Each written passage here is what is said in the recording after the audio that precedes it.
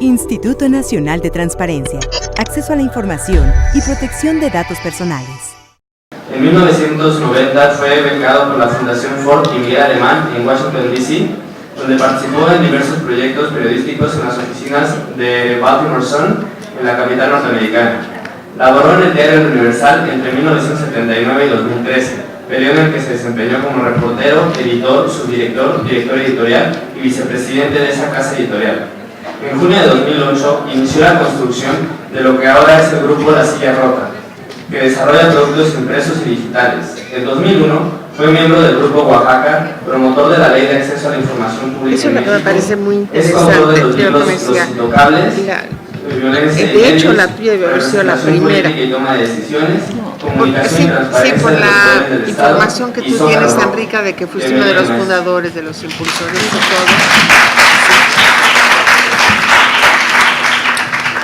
Hola, muchas gracias a todos. Saludos. Es un gusto estar en la mesa con la comisionada Patricia Cursín. Un agradecimiento a las instituciones participantes, al INAI, a la CNDH, por supuesto a la Facultad de Derecho de la UNAM, que es mi casa de estudios. Yo estudié aquí cerquita cuando esto era la Facultad de Ciencias Políticas y Sociales. Después me he enterado que Derecho se agandalló esa área. Ustedes crecieron y se fueron. Lo cual es una injusticia. Pero bueno, es un gusto especialmente estar con un público joven. Yo establecí hace algunos años, justo en 2010, una empresa de comunicación que está nutrida fundamentalmente con jóvenes, con millennials, que es un público que me cautiva y me angustia.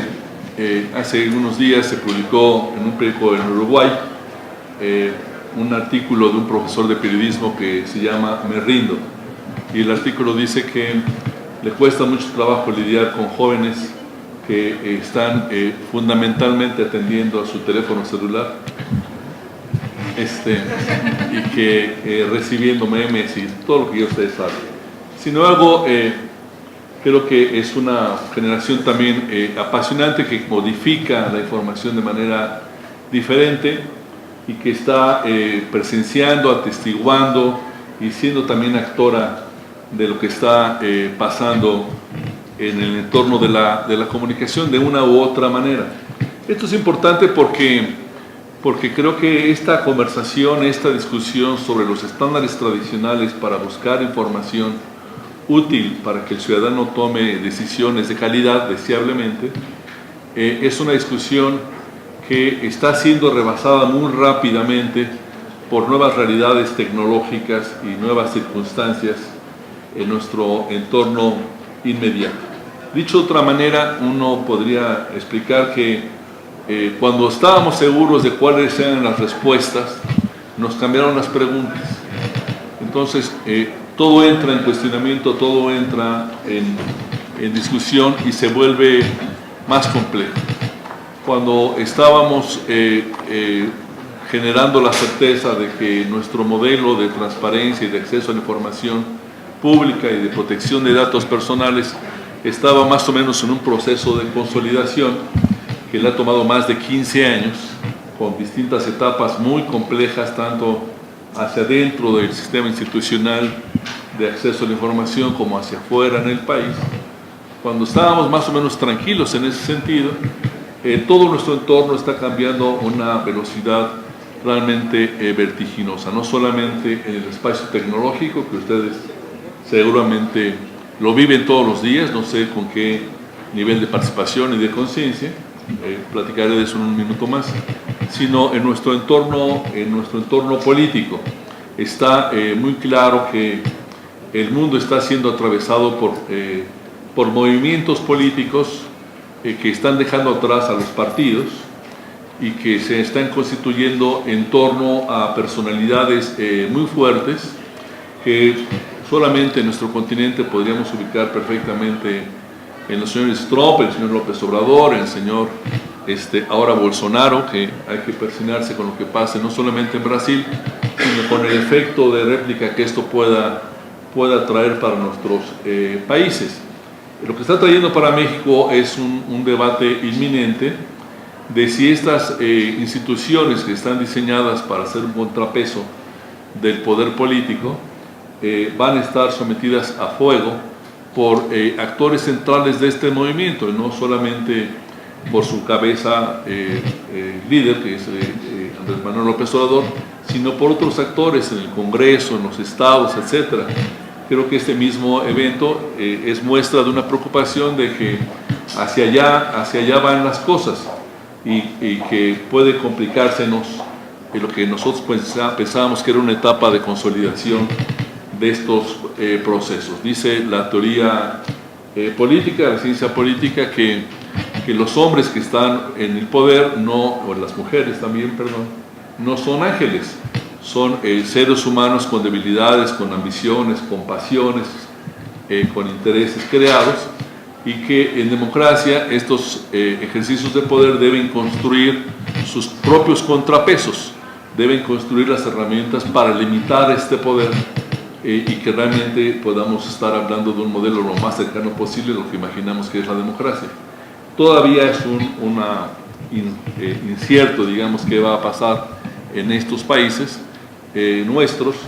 A mí me llama la atención lo que acaba de ocurrir este fin de semana con el asunto del aeropuerto. Algunos estarán de acuerdo, otros no estaremos de acuerdo. Eso no es muy relevante, pero la similitud que hay en otros países, incluso con el tema del aeropuerto, si ustedes se meten a Ecuador y preguntan por discusión de Rafael Correa con el aeropuerto, cuando Rafael Correa tomó posesión de la presidencia, van a ver una similitud impresionante. Es un ejercicio muy, muy interesante. Creo que vale mucho la pena rastrear cuáles son las claves de lo que está pasando con el derecho del acceso a la información. Ustedes son estudiantes de derecho, con las nuevas modalidades, las nuevas olas que ha tenido esta legislación en materia de transparencia, cómo la transparencia en México no ha repercutido de manera importante en la rendición de cuentas. Cuando nos va bien, descubrimos una cuenta bancaria de un personaje o una Casa Blanca o una X, y la mayor parte de las veces no hay ninguna repercusión, no hay un cuerpo legal, de ahí estoy hablando con abogados eminentes, no hay un cuerpo legal que diga, si te agarran en esto, tienes que enfrentar una consecuencia. La tecnología pareciera estarnos incluso alejando cada vez más de estas responsabilidades, porque es muy evidente que se irá haciendo más sofisticado el procesamiento de la información por parte de los entes que pudieran estar obligados, y que la tecnología puede estar ayudando a disfrazar el origen del manejo de dinero, el origen del control de propiedades. Tuvimos hace poco tiempo la historia de Panama Papers, que seguramente ustedes lo recordarán. Un grupo de periodistas internacionales accedió a los archivos depositados por una manejadora, por un fondo de inversión en Panamá, que tenía barreras de acceso a la información muy frágiles. Estaba en una plataforma WordPress de internet, que es tal vez uno de los sistemas más hackeables del mundo, y cometió la inocencia de depositar ahí información de sus clientes que estaban de alguna manera escondiendo dinero o estaban haciendo cosas, si no malas, por lo menos sospechosas, muchos de ellos mexicanos. Por supuesto, este tipo de empresas, a partir de ese episodio, transformó todo su sistema de protección de datos, no solamente para corresponder con una ley, sino para ocultar este tipo de sucesos. ¿Dónde está la opinión pública ahí? ¿Cuál es el papel que tiene la opinión pública? ¿Dónde están los abogados en este tipo de temas? Y en otros muchos que quisiera compartirles con un texto que preparé, pensando especialmente en una comunidad con la que a veces me he llevado mal. He tenido sabrosas discusiones, que son los abogados, porque los abogados y los periodistas coincidimos en algunas cosas y en algunas cosas discrepamos mucho. El abogado tiene mucha naturaleza de reglamentar, de controlar, de legislar, y entiendo eso. El periodista va en la carretera totalmente contraria. Hace unos días asistí a a una conferencia sobre inteligencia artificial, que es un fenómeno muy singular, ¿no? Y todo el mundo estaba hablando de cómo generar contenidos, información, cómo entender al usuario, cómo ser intruso en la vida de los usuarios para entender su comportamiento e influir en él. Y una chica de un órgano regulador, el COFETEL, les dijo, bueno, yo les invito a ustedes a acudir a COFETEL para ponernos de acuerdo de cómo vamos a regular lo que están haciendo. Yo me imaginé una carcajada contenida a la gente, porque lo que menos quiere la gente en este momento es ser regulada en ese tipo de actividades. Digo en este texto que es indispensable estimular el estudio y debate sobre fenómenos digitales cuyas fronteras se modifican todos los días e impactan la vida de los ciudadanos. Estas nuevas realidades, desde luego, tienen el potencial de afectar la viabilidad del ejercicio periodístico y el pacto de servicio y confianza con la comunidad que busca tener el periodismo como algo esencial. Ello nos debe ayudar a comprender mejor estos desafíos digitales, su posible efecto benéfico o su riesgo de amenaza no solo para los medios de comunicación, sino para toda la sociedad, sus libertades y la democracia que de ello deriva. Hay que hacerlo aún a riesgo de comprobar que, por ejemplo, la casilla del tema Big Data, del que todo el mundo habla ahora, encierra un fenómeno cultural, tecnológico y académico, pero también mucha mitología con un alto número de charlatanes por metro cuadrado. Para que este trayecto nos conduzca a respuestas útiles, debemos diseñar antes las preguntas correctas. Hoy la libertad de expresión, la transparencia y el acceso a datos públicos se potencian con el uso de Internet y la alfabetización digital, pero encarnan nuevos referentes con fronteras difíciles de definir. La sola discusión sobre la preservación de nuestros datos personales también se ha transformado radicalmente. Todos los días allá afuera, en miles de sitios del planeta, equipos de expertos en múltiples disciplinas procesan datos sobre la vida de miles de millones de personas, con el propósito de entender su forma de comportamiento y tratar de influir en el mismo. En estos equipos hay ingenieros informáticos, físicos, economistas, matemáticos, politólogos, abogados, bioinformáticos, sociólogos, comunicadores y otros científicos que de múltiples maneras obtienen o construyen bases de datos cuyo origen va desde nuestras compras en líneas hasta secuencias genéticas, pasando por interacciones en redes sociales, registros de salud, registros telefónicos, gubernamentales, información que transmite el Internet de las cosas y otros rastros digitales que dejan las personas. Todos los días, 2.200 millones de cuentas de Facebook, 2.200 millones de cuentas de Facebook registran la interacción de sus usuarios. Esta cifra equivale a uno de cada 3 habitantes en el planeta. Los 250.000 empleados de esta red social, que es hoy la más grande del mundo, velan por la expansión de esa compañía en la vida cotidiana de sus clientes. El éxito de sus tareas queda reflejado en que esa empresa tiene un valor de mercado estimado en $500.000 millones. Facebook y otras empresas como Google pueden tener una riqueza acumulada superior al Producto Interno per cápita de muchos países individuales y a lo mejor de varios países juntos. ¿Dónde está el negocio si se trata de un servicio que se presenta como gratuito para todos nosotros? Ya hemos perdido la inocencia ante lo que se proclamaba como el foro último de las libertades. Ahora sabemos que el usuario es la mercancía, en particular los datos que este usuario aporta, la mayor parte de las veces sin comprender lo que está haciendo. Sin embargo, Facebook no es la única plataforma que recopila datos, también lo hacen Google, Amazon, Microsoft, Apple. Incluso los electrodomésticos van registrando nuestra información de consumo. Nuestro celular, el automóvil y hasta algunos audífonos recopilan nuestros datos. El manejo de estos datos está virtualmente libre de regulación. Nos hallamos aquí en la Facultad de Derecho. Los abogados son los campeones de la regulación. Pero en todo el mundo, abogados y jueces debaten cómo regular estos nuevos fenómenos. El suyo es un campo que ha estado presente en toda la historia de la humanidad. Es posiblemente el oficio más antiguo del mundo, mucho más que el que ejercen algunas señoras que se quieren apropiar de esta presunción. Por ello, es que la labor de la regulación observa una sabiduría importante. El regulador actúa ante una realidad que se le escapa de las manos. El juez observa, pondera y se toma su tiempo para marcar doctrina. Gusta de ver intereses en conflicto, cómo se friccionan esos intereses y entonces, si es sabio en verdad, comienza a establecer equilibrios sociales entre actores. La Universidad de Duke en Estados Unidos ha dicho que, comillas, Google, aunque no es un autor en sí mismo de contenidos, por ahora diría yo, es la esfera pública virtual contemporánea de crear una estructura análoga de comunicación. Es por ello que en torno a esta compañía tecnológica ha surgido el debate sobre la protección, por ejemplo, de datos personales mediante la expresión de derecho al olvido, una frontera donde el INAI todavía está debatiendo, y lo está debatiendo apenas todo el mundo. Está en pañales esto, pero ya está inmerso en nuestra vida cotidiana. El derecho al olvido es un principio hasta ahorita fundamentalmente inicial que le permitiría a un ciudadano decirle a un medio de comunicación, pero particularmente a Google: oye, esta información que publicaste es falsa, o este periódico publicó una nota donde se dice que yo fui acusado de robarme un coche, pero después de un año el juez determinó que soy inocente. Quiero que quites esa nota de internet. Y hay un gran debate mundial, un debate global sobre este tema, porque si es un particular, uno podría decir, tiene sentido que se quite esa nota.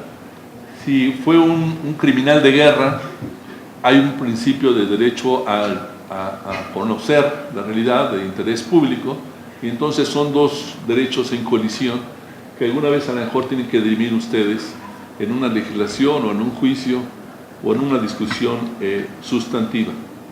Pero este derecho al olvido que pretende garantizar a las personas físicas que su información será movida a la web bajo ciertas circunstancias supone otro debate frontera.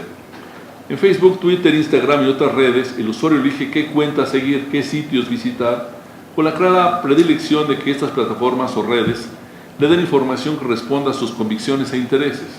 En este sentido, el usuario lector refuerza su percepción.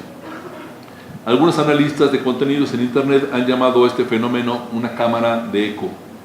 Autores que han estudiado el proceso consideran que los ciudadanos deberían estar expuestos a materiales que no habrían elegido de antemano. La casualidad es algo bueno. Los encuentros no planeados e imprevistos son fundamentales para la empresa misma. Tales encuentros a menudo involucran temas y puntos de vista que las personas no han buscado y que quizá encuentren bastante irritantes, pero que podrían cambiar sus vidas de manera fundamental. Son importantes para evitar la fragmentación, la polarización y el extremismo, que son resultados predecibles de cualquier situación en la que las personas de ideas afines solo hablan consigo mismas. La gran pregunta aquí es que si esta polarización está dividiendo a nuestras sociedades en muchísimos países, entre los buenos y los malos, entre los chairos y los fifís, entre los enemigos y los amigos, ¿es producto del ejercicio político de estos señores que viven de la política, o es producto de un chip distinto que se está siendo implantado en la mente de nuestros ciudadanos, particularmente de los jóvenes? Es una pregunta difícil, pero allá afuera hay otros peligros cada vez más singulares. Apenas en 2016 la Academia de Oxford inventó el término de posverdad como la palabra del año que después fue considerada. Parece un término para intelectuales amantes de lo abstracto, pero su definición nos debe resultar inquietante.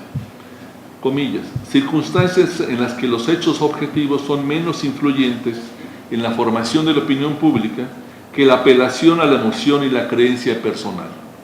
Es decir, yo te puedo engañar más convocando a tu emoción que con un dato falso.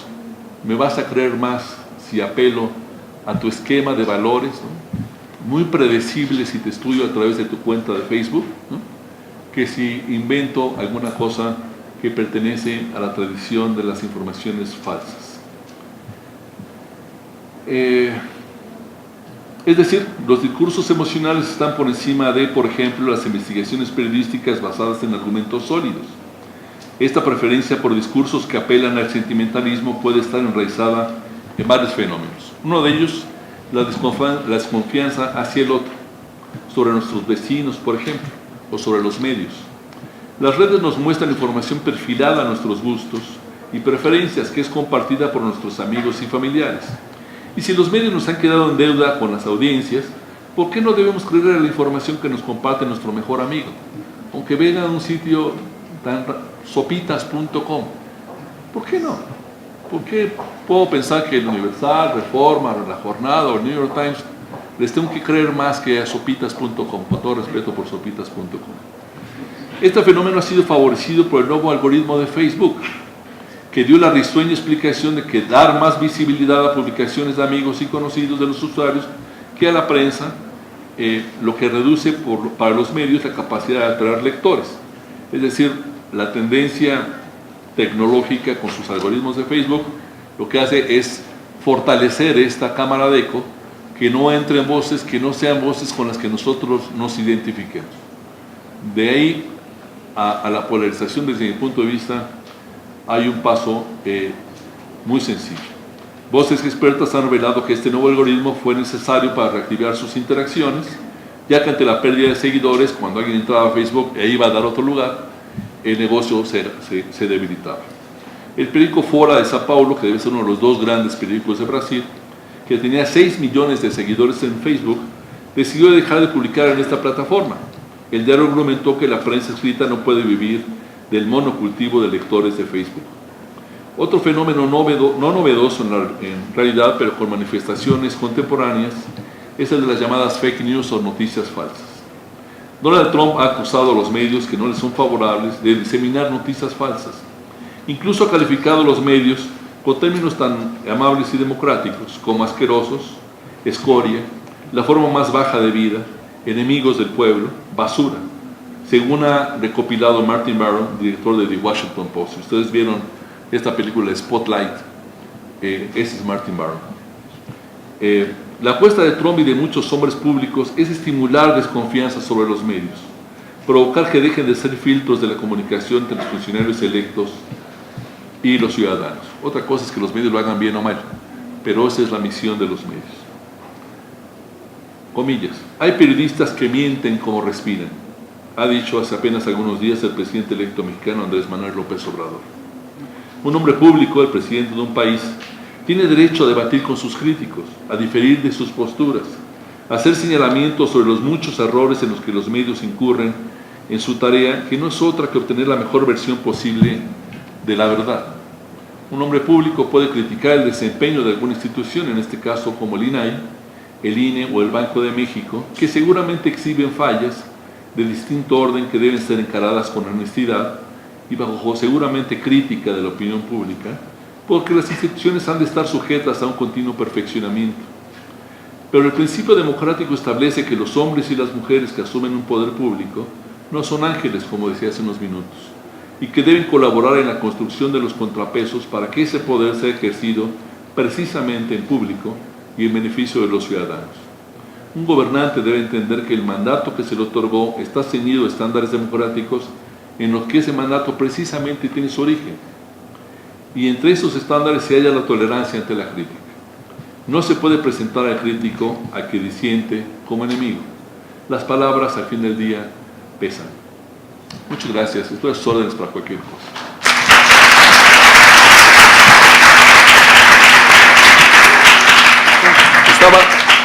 Se me barrió y quisiera... Esto puede ser un tema para periodistas, pero no lo es tanto.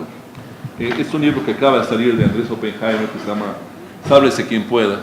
Tiene que ver con las nuevas realidades que supone, entre otras cosas, el empleo, ¿no? Si uno hiciera un mapa de cuáles son las características de esta nueva tecnología o de esta nueva sociedad tecnologizada, va a encontrar que el empleo en particular se ha transformado de una manera impresionante. Cualquiera que aspire a tener un empleo del tipo que tuvieron nuestros padres, ¿no?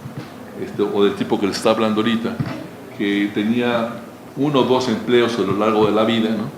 Ahora se estima que una persona de su edad más o menos va a tener alrededor de 14 empleos diferentes durante su vida laboral. Muchos de esos empleos no van a ser con empleos contratados, formales, como una persona que llega a una oficina, checa un reloj o su equivalente o un despacho de abogados. Va a ser empleo de alguien que se está desempeñando en su casa como freelance, sin garantías laborales, sin condiciones legales formales. Y esto afecta, y es lo simpático de este trabajo, afecta a todos los ámbitos profesionales, industriales, empresariales. Hay alguien que dice que todos tenemos un Uber en nuestro destino, no solamente los taxistas. Solamente leyendo los títulos intermedios, es un capítulo que se llama Infórmese quien pueda, el futuro de los periodistas, y dice: esto supone la desaparición de los diagramadores, editores y traductores. Las entrevistas de este libro fueron transcritas por una máquina. Entre los próximos 5 y 10 años van a desaparecer los teclados de las computadoras. Platicaré con mi computadora y la computadora me dará el texto que le estoy dictando. ¿Quién dijo que los analistas políticos y económicos estamos a salvo?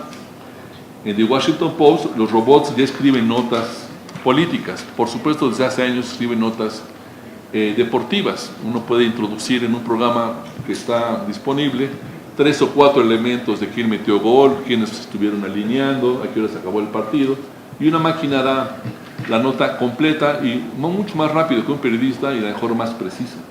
Incluso con comentarios, con juicios de opinión. Las noticias que se escriben solas. En la próxima lección tendremos artículos automatizados mucho más sofisticados.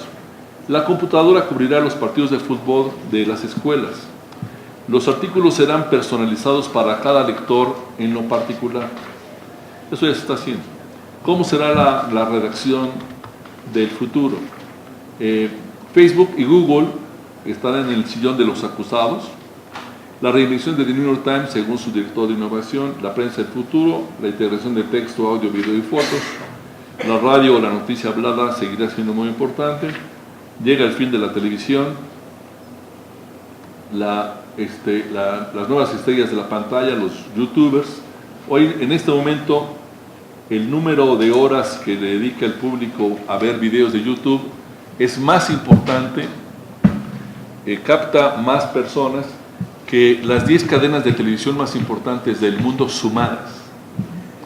Esto, si uno no entiende que tiene una transformación en nuestra vida cotidiana, y para ustedes como profesionistas, se abre el riesgo de simplemente que la realidad les estalle en el rostro y que les pase por encima con la misma amabilidad que un tren. Muchas gracias nuevamente.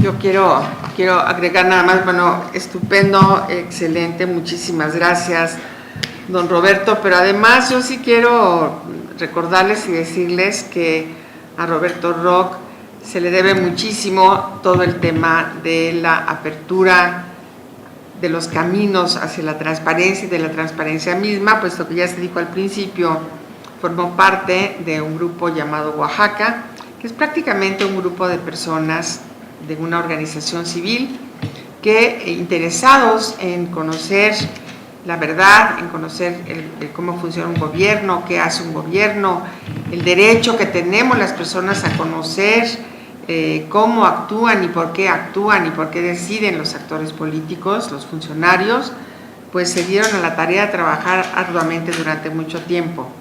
Ya a ese grupo se debió la primera legislación de acceso a la información y que ahora, en el curso de 14 años más o menos, se modificó hasta tener una reforma tan importante como la constitucional, que nos dio un instituto con una autonomía constitucional.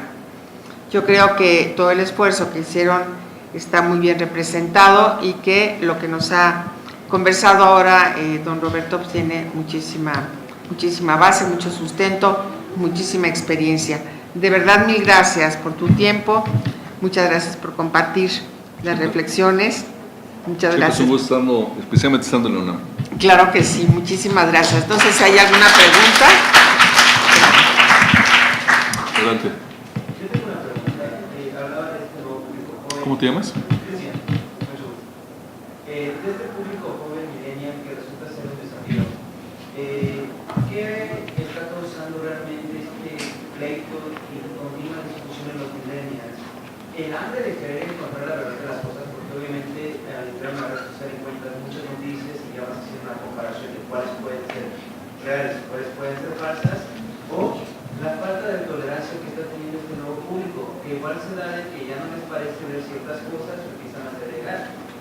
¿Por qué se hace más esta discusión?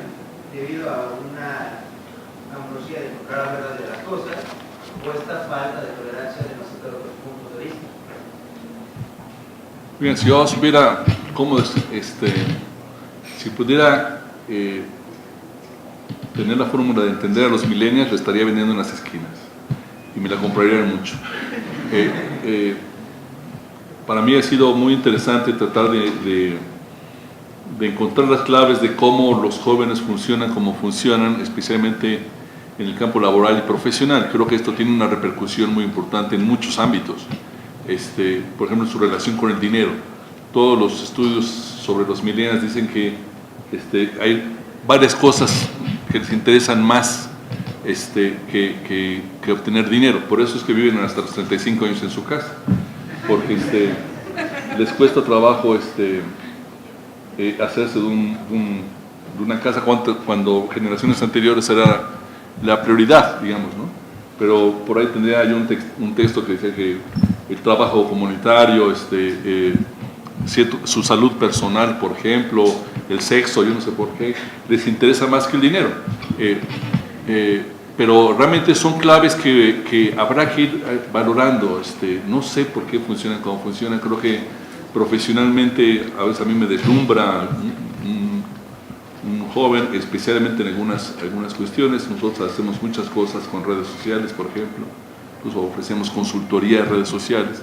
Y todos los que manejan redes sociales ninguno tiene 30 años en empresa. Ya ves, cuando les digo, oye, es que este meme que subiste o esta imagen está medio rara, a mí no me gusta. Dicen, tenme confianza, aguántame. Y casi siempre tienen la razón. Entonces he aprendido a respetar eso, pero ¿cuáles son las claves para explicar a esta generación? Que aparte ya se están volviendo viejitos, perdón sin ofender, pero ya vienen los centennials, que va a ser todavía más complicado, así que vayan dejando espacio, porque va a estar todavía más complicado. Entonces, no sé, creo que tienen valores importantes esta búsqueda, esta ubicación, esta falta de referentes para normar qué está bien, qué está mal. Creo que un poco ha sido siempre en algunos casos, en otros no. Esto de las cámaras de eco y a veces la pobreza de información que tiene la generación, aunque sea muy especializada y muy diestra en algunas cosas, es una mezcla para mí muy extraña. Pero creo que cada generación trae cosas buenas que especialmente en perspectiva son descubiertas poco a poco. ¿Había alguien por acá? ¿No?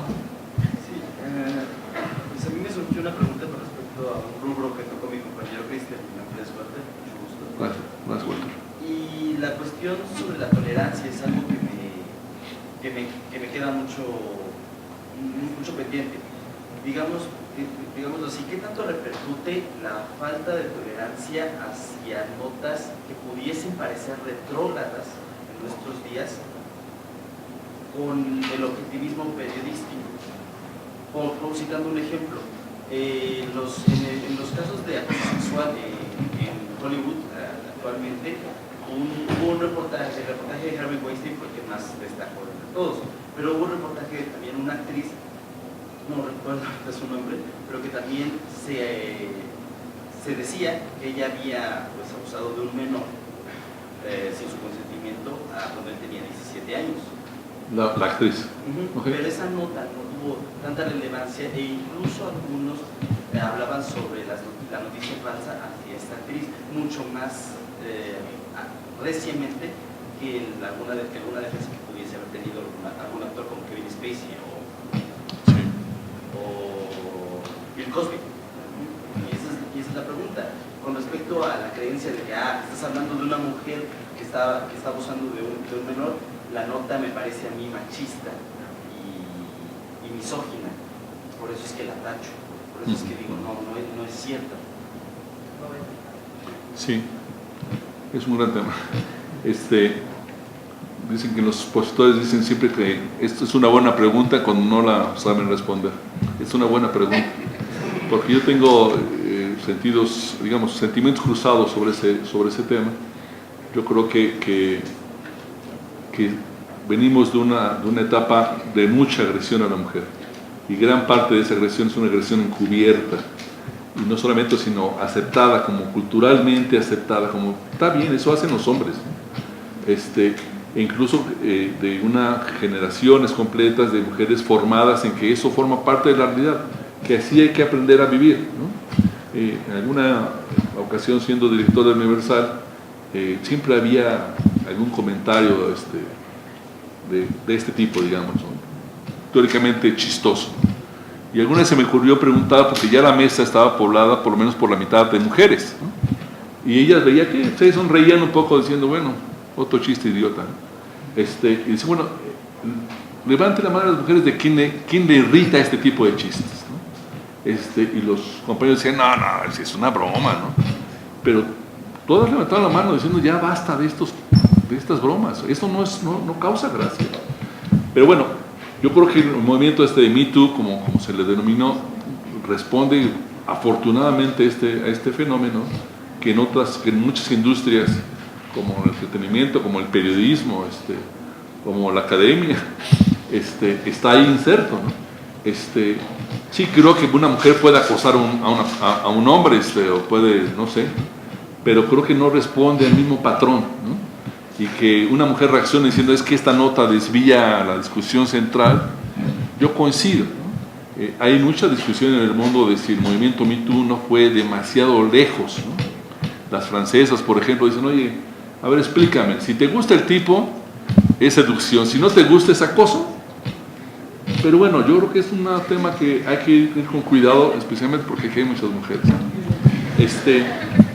porque sí creo que es algo que hay que combatir mucho más de fondo, y que apenas estamos empezando a abrir la ostra de lo que supone esa cultura machista que se refleja en términos laborales, en términos sexuales, en términos sociales en general. Es un tema complejo. Pero bueno, muchas gracias. Muchas gracias a todos.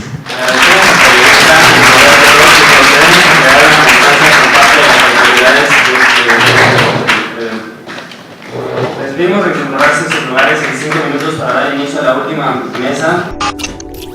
Instituto Nacional de Transparencia, Acceso a la Información y Protección de Datos Personales.